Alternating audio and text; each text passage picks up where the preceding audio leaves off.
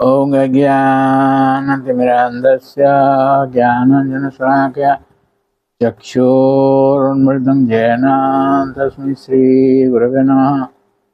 Hare Krishna, dear devotees. Today I am going to discuss 10th chapter of Srimad Bhagavatam, second canto, in which it is stated that Bhagavatam is answer to all questions.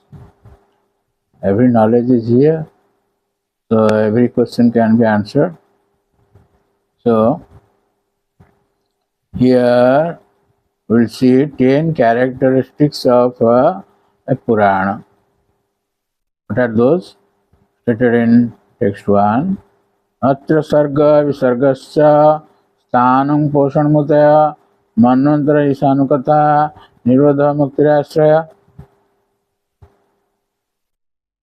Here you will see in Srimad Bhagavatam there are 10 divisions of statements regarding the following: the creation of the universe, sub-creation, planetary systems, protection by the Lord, the creative impetus, the change of manus, the signs of God, returning home back to Godhead, liberation, and the samam bonam.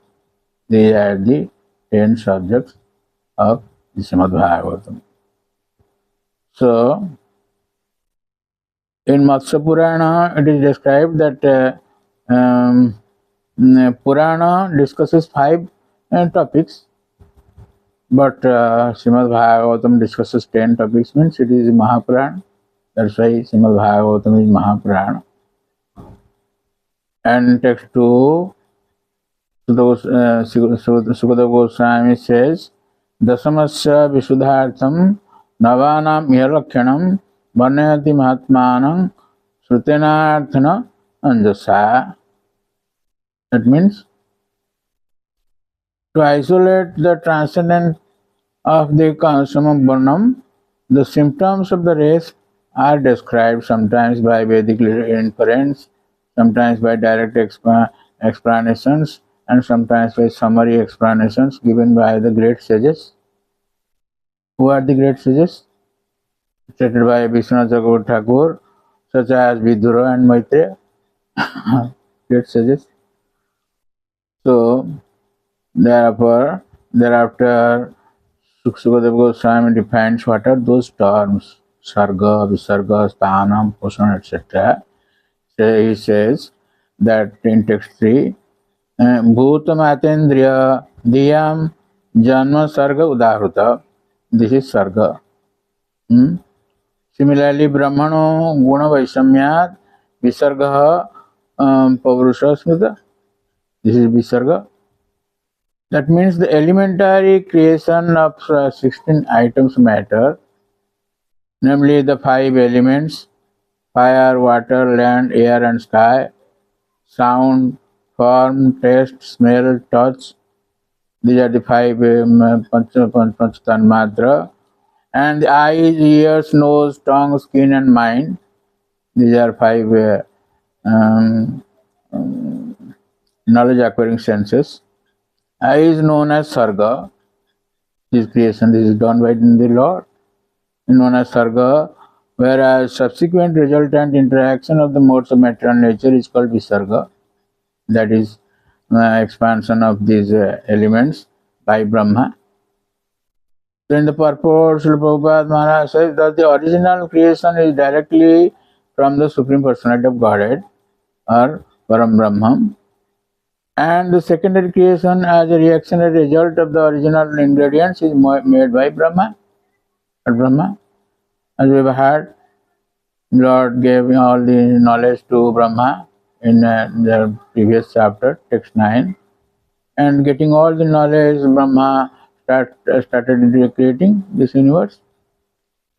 So, in text 4 it says, what is Sthana?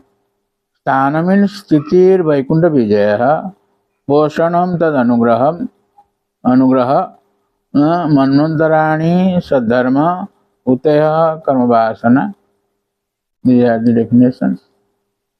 So, the right situation for the living entities is to obey the laws of the Lord and thus be in perfect peace of mind under the protection of the Supreme Personality of Godhead, that is Sthanam, and Poshanam. And Uttaya, Manus and their laws are meant to give right direction in life, that is Manvantara. The impetus of our activity is the desire for fruitive work, that is Uttaya. In the purport, Srila Prabhupada Maharaj says, it is the duty of all conditioned souls to acknowledge the victory of the Lord and thus become pure devotees and live peacefully in this world, where miseries and dangers are always in existence. Still then, devotees can live in peace.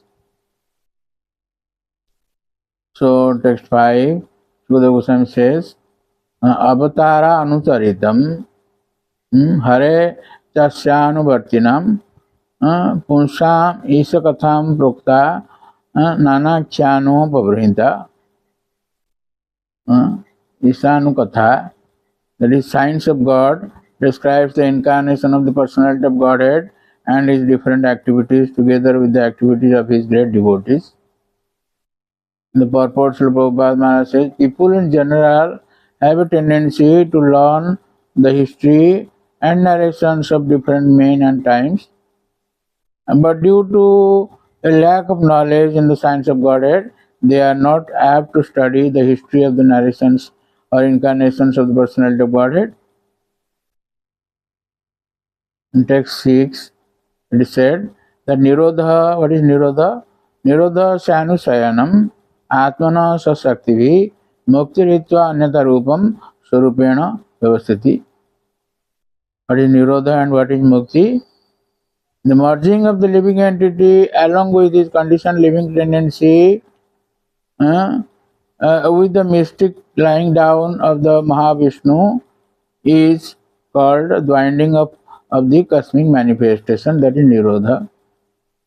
Liberation is the permanent situation of the form of living entity after he gives up the changeable gross and subtle material bodies, that is Mukti. The purport of Prabhupada Maharaj says the Vedic hymns inform everyone about the supreme source of all pleasure. The unlimited fountainhead of all pleasures is the personality of Godhead. And one who is fortunate enough to get this information through transcendental literatures like Srimad Bhagavatam becomes permanently liberated to occupy his proper place in the kingdom of God. That is our place, kingdom of God. We are rotting in this material world.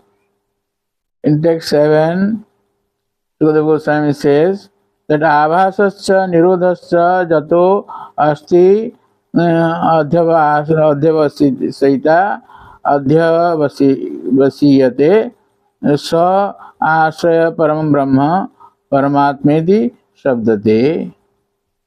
That means the Supreme One who is celebrated as the Supreme Being or the Supreme Soul is the Supreme Source of the cosmic manifestation as well as its reservoir and winding up.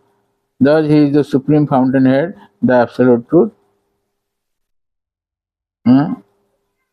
Abhasasya Nirodhasya Jato Asti. The purport of Prabhupada Maharaj says that it is concluded by studying the complete Srimad Bhagavatam that Lord Sri Krishna is the ultimate Samabhanam or the ultimate source of all energy. In this way, these 10 subjects have been described by Sukadeva Goswami. Thereafter, Sukadeva Goswami further says about Paramatma is the Ashraya of soul. Muktir Ashraya. Ashraya means shelter. Ashraya. Lord is shelter of all. Paramatma is the Ashraya of soul. Then it is further elaborated in 10 to 35 texts. These 26 texts. We will see, we will hear Sarga, that is creation of Virat Rupa. How this Virat Rupa was created, and from this is an answer to text 11 raised by Parikshit Maharaj, how this creation text took place. So this is Sarga.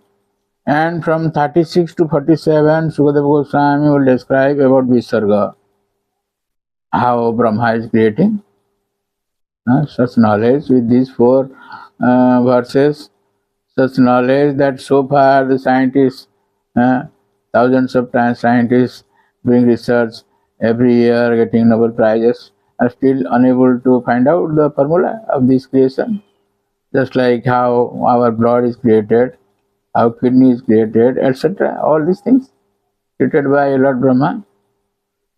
Then from 48 to 51, we will hear Shaunaka questions about Vidura Maitra Sambha.